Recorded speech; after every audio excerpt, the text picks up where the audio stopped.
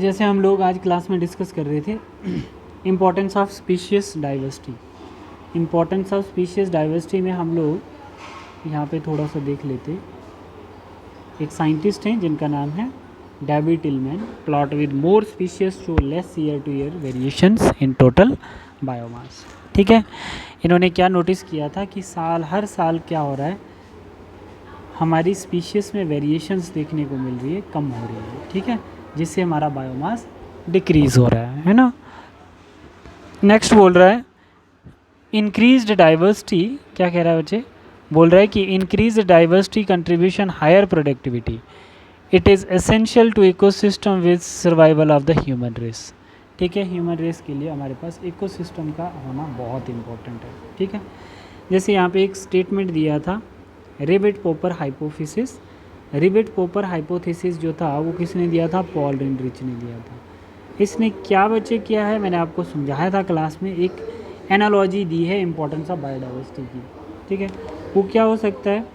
In an aeroplane, जिसको इसने ecosystem कहा है, all part join with many rivets. ठीक है, जिसको स्पीशीज बोला गया है। प्लेन के साथ जितने भी रिवेट्स हैं, है ना, जितने भी पंख हैं उसके, तो उनको स्पीशीज से कंसोल किया है। ठीक है, इफ़ पैसेंजर पोप और rivet extension of species it may not affected the flight safely.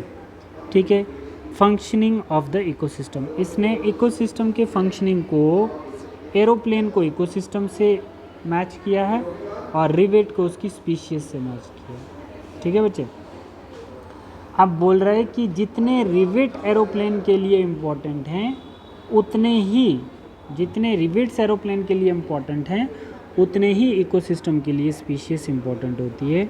और जिस भी स्पीशीज़ का नंबर कम होता है, बट इन सम मोर और मोर रिवेट्स आर रिमूव्ड, जितने ज़्यादा से ज़्यादा, आप देखो एक रिवेट निकालोगे तो कोई ज़्यादा फ़र्क नहीं पड़ेगा, है ना। प्लेन से अगर एक रिवेट निकाल भी देते हो तो कोई उतना ज़्यादा फ़र्क नहीं पड़ेगा। जितने ज़्यादा रिवेट्स निकाल दोगे प्लेन से तो उतने ही ज़्यादा डेंजरस होता जाएगा प्लेन, किसके लिए? ह्यूमंस के लिए। ठीक है, तो प्लेन बिकम डेंजरसली और वीक हो जाएगा। Loss of rivets on the wings, ठीक है, दैट इज़ नोन एज की स्पीशीज। ठीक है, जितने कम रिवेट्स बचेंगे प्लेन के पास तो वो 1, 2, 3 रिवेट्स जो होंगे वो कोशिश करेंगे किसको बचाने की? किसको बचाने की? प्लेन को बचाने की क्रैश होने से।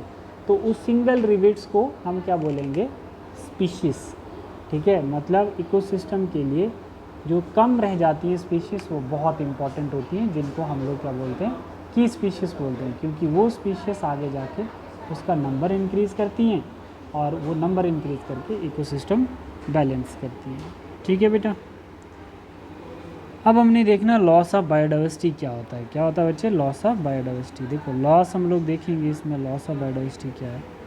लॉस ऑफ बायोडाइवर्सिटी में हम लोग देखते हैं, जैसे हमारे पास क्या आता है, international union code of nomenclature red list एक बुक दी थी, सेज दैट 784 स्पीशीज़ इस बुक में है, जिसमें वर्टिब्रेट 359 है, इनवर्टिब्रेट एंड प्लांट 87 है। Were extinct in last 5 year, that is dodo, that is मैरोटस, अच्छा quagga Africa, thylacines Australia and Steller sea cow Russia and 3 सब स्पीशीज बाली, जवान एंड कैस्पियंस ऑफ टाइगर्स। ठीक है, देखो इतनी स्पीशीज जो है वो किस पे है? रेड डेटा बुक पे रखी हुई है। ठीक है, अब क्या बोल रहा है, सॉरी, ये जो स्पीशीज हैं 2004 में काउंट की गई थी। 27 species have disappeared in the last 20 year, जिसमें से 27 स्पीशीज जो हैं वो क्या होंगे? डिसअपीयर होगी 20 साल में last. More than 15,500 species facing threat extension, इसमें से 15,000 स्पीशीज जो हैं तो वो क्या है बच्चों? वो थ्रेट एक्सटेंशन पे आ चुके हैं। कहने का मतलब है कि वो आज कल में ख़त्म हो सकती है। ठीक है, जिसमें से 12 birds, 23 mammals, 32 amphibians and 31 gymnosperm species faces the threaten of extension. ये इतनी स्पीशीज किसमें? थ्रेटनिंग में आ चुकी हैं। ठीक है, the current extension that is 100 to 1000 time faster than the pre human times, the trend continue, nearly 50% species might be extend with in next 100 year. तो जितनी स्पीशीज हैं अगर ऐसा ही चलता रहा तो नेक्स्ट हमारे 100 ईयर्स में 50% स्पीशीज़ जो होंगी वो क्या हो जाएंगी, वो एक्सटिंक्ट हो जाएंगी। अगर ऐसे ही स्पीशीज़ ड्रास्टिकली डिक्रीज होती गई तो नेक्स्ट शाम को मिल जाए, बता दिया मैंने आपको। पता नहीं सर ने मुझे बता दिया शाम को दे दूँगी। पक्का। हाँ, वो तो उन्होंने देना है ना अकाउंट्स का, मुझे मैंने उनको पूछा, कहते शाम को मिल जाए। ऑफलाइन दोगे मेल करोगे? मैं आपको व्हाट्सएप कर दूँगी। ठीक है, मैं आपको नंबर दे देता हूँ। मेरे पास है नंबर। ठीक है, ठीक है बच्चे। Impact of loss of biodiversity क्या होता है? Impact of loss of biodiversity, अगर डाइवर्सिटी में लॉस होगा तो डिक्लाइन इन प्लांट प्रोडक्शन कम हो जाएगी, ये इम्पैक्ट पड़ेगा। Environmental perturbation such as droughts, environmental perturbations का मतलब होता है कि ड्रॉट्स होना, अनवांटेड कोई ऐसी क्लाइमेट्स जिससे लॉस हो जाए इन्वायरमेंट में। Increase variability in ecosystem process such as in plants, productivity, water use as and pest disease cycles. ठीक, तो ये इम्पैक्ट पड़ता है किस पे? बायोडाइवर्सिटी पे। काजेज ऑफ बायोडाइवर्सिटी लॉसेस क्या होते हैं? हैबिटेट लॉस एंड फ्रेगमेंटेशन, है ना बच्चे। हैबिटेट जितना लॉस हो जाएगा तो उतना ही ज़्यादा स्पीशीज़ क्या कर जाएंगी, जितना हैबिटेट लॉस करेगा तो उतनी स्पीशीज़ रिप्रोड्यूस नहीं कर पाएंगी। और अगर स्पीशीज़ रिप्रोड्यूस नहीं करती हैं बच्चे तो उससे क्या हो जाएगा? स्पीशीज़ रिप्रोड्यूस ना करने का मतलब पॉपुलेशन डिक्रीज होना। तो स्पीशीज़ रिप्रोड्यूस कब नहीं करती हैं? जब उनका हैबिटेट लॉस होता है। फ्रेगमेंटेशन का मतलब लैंडस्लाइड हो जाना, है ना, उस एरिया को पूरा घिरा देना, तो वहाँ से वो माइग्रेट कर जाएंगे।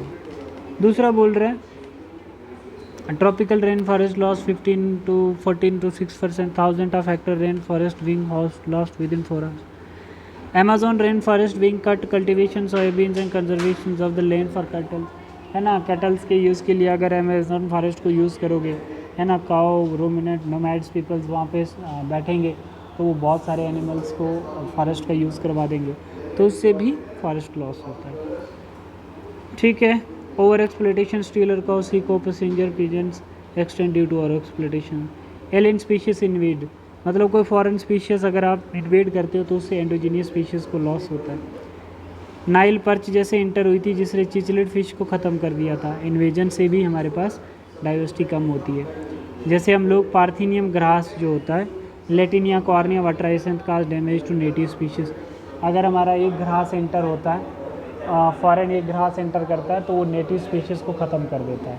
ठीक है, तो जो नेटिव स्पीशीज़ ख़त्म हो जाएंगी तो उससे भी बायोडाइवर्सिटी पे इफेक्ट पड़ेगा।